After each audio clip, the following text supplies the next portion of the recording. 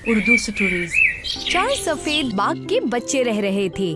ये चारों अभी बहुत छोटे थे। आज रिंकू अपने पापा मोहन के साथ पहाड़ों पर घूमने गया था। तभी उसे ये 4 सफेद बाघ नजर आए। उसे लगा कि ये बिल्लियाँ हैं।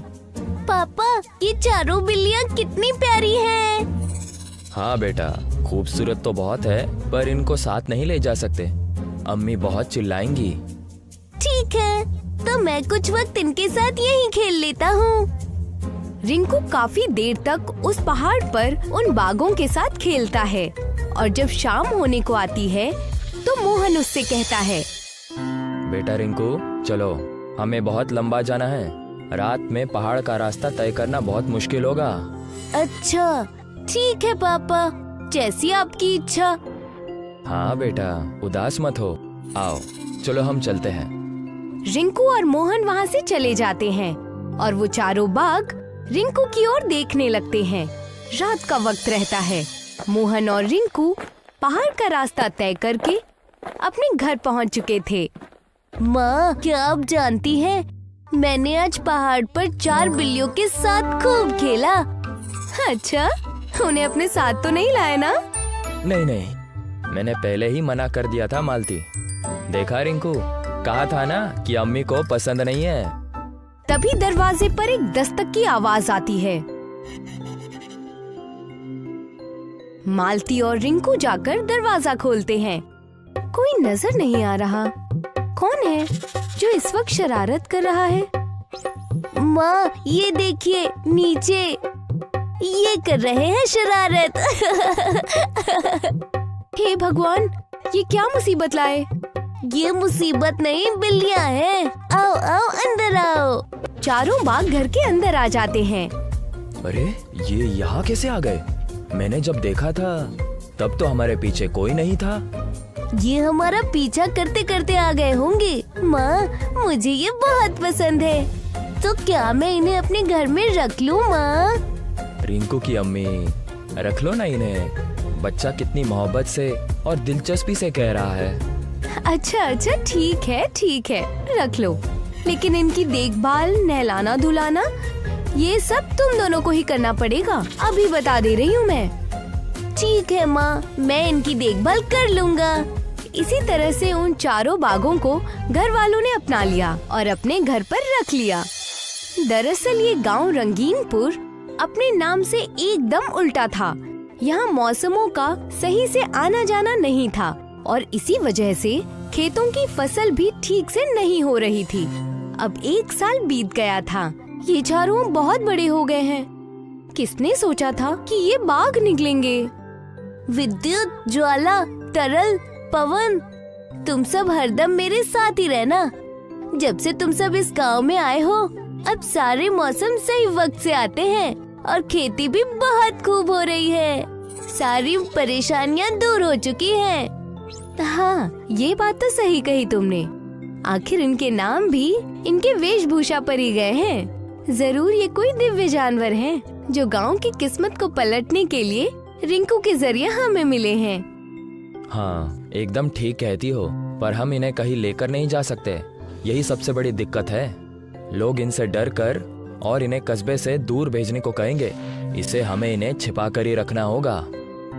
मोहन की बात सुनकर चारों बाघ रिंकू की ओर देखते हैं। नहीं, तुम सब कहीं नहीं जाओगे। इन्हें कहने दो जो कहना है, मैं तुम्हें कहीं नहीं जाने दूंगा। रिंकू के मम्मी पापा को लगता है कि रिंकू उन्हें कहीं बाहर नहीं लेकर जाता, पर वो ये नहीं जानते थे कि हर रात रिंकू इन शानदार दिव्य जानवरों के साथ घूमने जाता था। आज भी वैसी ही एक रात थी, लेकिन आज बहुत तेज बारिश होने लगी। अरे, आज तो बारिश हो रही है इतनी तेज। ऐसा करते हैं, घर लौट चलते हैं। विद्युत और बाकी बाघ रिंकू के साथ घर लौटने लगते हैं। तभी अचानक विद्युत रिंकू को नीचे गिरा देता है।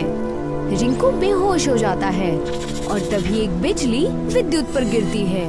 इसके बावजूद विद्युत को कुछ नहीं होता। बाघ रिंकू को लेकर तेजी से घर की ओर बढ़ जाते हैं। जैसे ही सब वहाँ से जाते हैं तभी एक आदमी उसी जगह पर आकर खड़ा होता है। तो ये चारों बाग यहाँ थे। आकाश, धरती, अग्नि और जल के तत्वों से उत्पन्न होने वाले ये बाग, सालों से इन्हें ढूंढ रहा हूँ और ये अब जाकर मिले हैं। ठीक है, अब जब इनका पता चल गया है तो इन्हें पकड़ना आसान हो गया। अगले दिन रिंकू अपने घर पर आराम कर रहा था। वो धीरे धीरे होश में आता है। माँ, माँ, मेरा बेटा, मेरे लाल, कहाँ चला गया था तू कल? अगर ये बाग तुझे ना ले आते तो हमें तो पता ही नहीं चलता। बेटा, अब हमें बिना बताए कहीं मत जाना। और आखिर तुम्हें हुआ क्या था? और ये तुम अचानक बेहोश कैसे हो गए?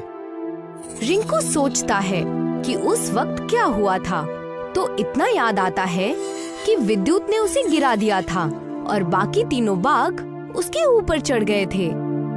मुझे याद नहीं है पापा, बस मैं बाहर घूमने निकला था और तभी कुछ हुआ, और अब जब मेरी आँख खुली तो मैं यहाँ हूँ। तभी वहाँ वही आदमी जो कल रात वहाँ था आ जाता है। झूठ बोलना अच्छा नहीं है बेटा। बताते क्यों नहीं अपने अम्मी अब्बू को कि हुआ क्या था? आप कौन है और घर में कैसे घुस गए? मैं तो बस एक राहगीर हूँ। नाम जानकर क्या ही करेंगे? नाम नहीं तो काम बताइए, यहाँ क्यों आए हैं आप? और आपने ऐसे क्या देखा? चलो नाम ही जान लो पहले। मेरा नाम है रघुराज और मैं इन बाघों की वजह से यहाँ आया था। तभी मैंने देखा कि आपका बच्चा बाघों के साथ सैर पर निकला है और अचानक इस बाघ ने अपने बच्चे को ऊपर से नीचे फेंक दिया। नहीं माँ, उसने फेंका नहीं, मैं बस गिर गया था। आप इन बाघों के बारे में क्या जानते हैं? बस ये बाघ अच्छे लगे तो यहाँ आकर झूठ बोल रहे हैं। मैं झूठ नहीं बोल रहा, ये कोई मामूली बाघ नहीं है, दिव्य बाघ है, चारों तत्वों के प्रतीक है। इन्हीं की वजह से अपने कस्बे के बंजर जमीनें और खराब मौसम की दिक्कतें खत्म हो गई हैं।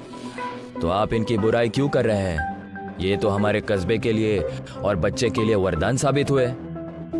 तब ये छोटे थे, अब ये बाघ बड़े हो चुके हैं। कल मैंने देखा कि जैसे ही इस बाघ ने आपके बच्चे को उस पर से नीचे गिराया तो अचानक एक जोर की बिजली चमक पड़ी और उस पर गिरी, क्योंकि ये बाघ जिसे ये विद्युत बता रहा था, ये बिजली का यानी आकाश के प्रतीक है।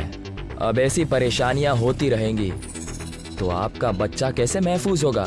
ये कस्बा कैसे महफूज होगा? पापा, इनसे कहिए ना, मैं इन बाघों को अपने भाइयों की तरह मानता हूँ। मैं इन्हें कहीं नहीं जाने दूंगा। दिव्य हो या ना हो, लेकिन है तो ये जानवर ही। दूरी बनाकर रखना ही अक्लमंदी होगी। नहीं, मैंने इन्हें पाला है अपने बच्चों की तरह, मैं इन्हें नहीं जाने दूंगी। तुम दोनों की बातें ठीक है, पर लेकिन हम कस्बे के लोगों को खतरे में नहीं डाल सकते। या तो हमें इस कस्बे को छोड़कर पहाड़ों में रहना होगा।